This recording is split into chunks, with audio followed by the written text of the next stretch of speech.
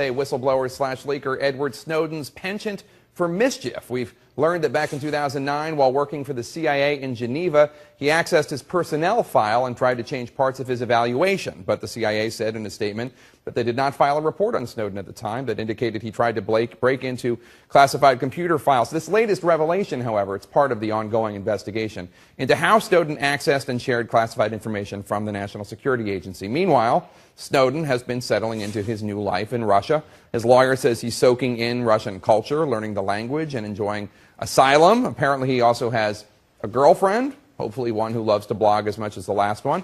His father, Lon Snowden, arrived in Russia yesterday, and according to the Russian news agency Interfax, had a, quote, emotional reunion with his son. Snowden has just received a prize, a whistleblower award that was presented to him this week by a group of former U.S. intelligence officials. And joining me now from Moscow are two of the men who met with Snowden, former NSA official and whistleblower Thomas Drake and former CIA analyst Ray McGovern. Thank you to both of you and for staying up so late. We appreciate it. You met with Snowden for about 6 hours. That's something a lot of people, especially members of the U.S. intelligence community, they would really like the opportunity to do.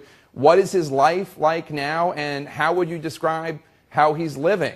Ray and then Tom. Well, we wanted to show support for him and show him that a lot of people back home, as well as people visiting him, knew what he did and knew the tough circumstances that he faced.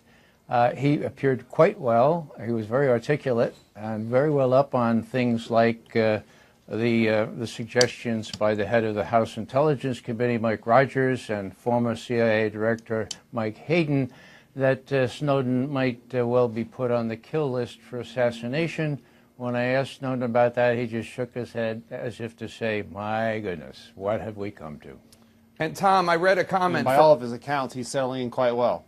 And Tom, I read an account, and Ray, please join in as well, that the laptop computers that he carried, he told you, were actually empty. They didn't have intelligence information in them at all.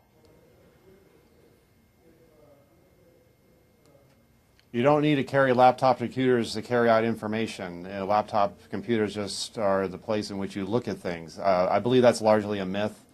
There's a lot of misinformation perpetuated as a result of his escape from the United States and disclosures he's made to the press.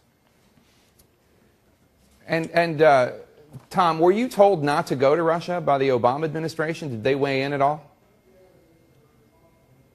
I mean, that's another myth. No way, shape, and form. There was no communication at all, nothing to prevent me. There was no other requests for interviews or why are you going? Not at all. Ray, what are his concerns right now? Is he worried about that he will have to live in Russia for the rest of his life? Is he worried about bodily harm coming to him? What we saw was a man at peace with his decisions, a man who's proud of doing what he did, a man with no regrets. It was quite remarkable. A young fellow like that, willing to pay the price, as he said initially, for releasing these documents. You know, it sounds a little corny, but he swore the same solemn oath to protect and defend the Constitution of the United States against all enemies, foreign and domestic, as Tom and I did. Some of us take that more seriously than others, and when he was in the position of doing what he did, seeing gross violations of the Fourth Amendment, Fifth Amendment, First Amendment, you know, you have a choice there. You can keep silent, you can hide behind a promise on a piece of paper to keep secret even gross crimes and misdemeanors, or you can speak out.